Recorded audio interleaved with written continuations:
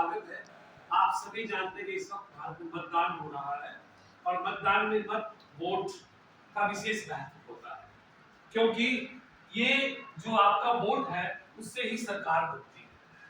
अगर आप चाहते हो कि आम आदमी की भागीदारी सरकार में हो तो हमें हर व्यक्ति को वोट देनी चाहिए। नई नीतियों का निर्माण करने के लिए हमें वोटिंग करनी चाहिए।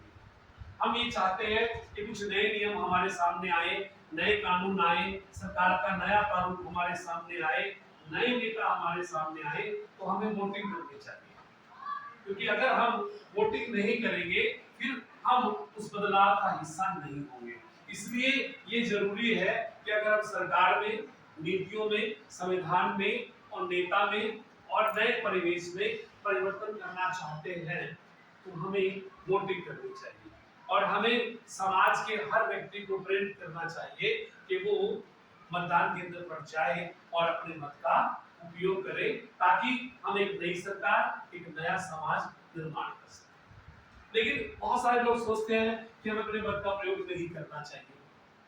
क्यों नहीं करना चाहिए? वो कहते हैं कि भारत में जो मतदान है वो जाति के आधार पर होता है। एक नेता का चुनाव धर्म या जाति के आधार पर होता है, इसलिए हमें अपने मत का उपयोग नहीं करना चाहिए। साथ में वो ये तर्क भी देते हैं कि हमारे यहाँ चुनाव में पैसा खर्च होता है, यानी लालच दिया जाता है, किसी व्यक्ति को शराब या पैसे के आधार पर अपना वोट दिया जाता है। तो इसलिए बहुत सारे लोग कहते हैं कि जो वोट का आधार है धर्म या जाति, पैसा या शराब, तो हमें अपने वोटाधिकार का प्रयोग नहीं करना चाहिए।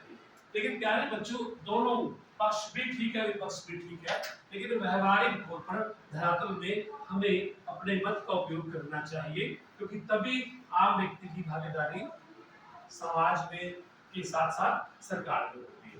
धन्यवाद।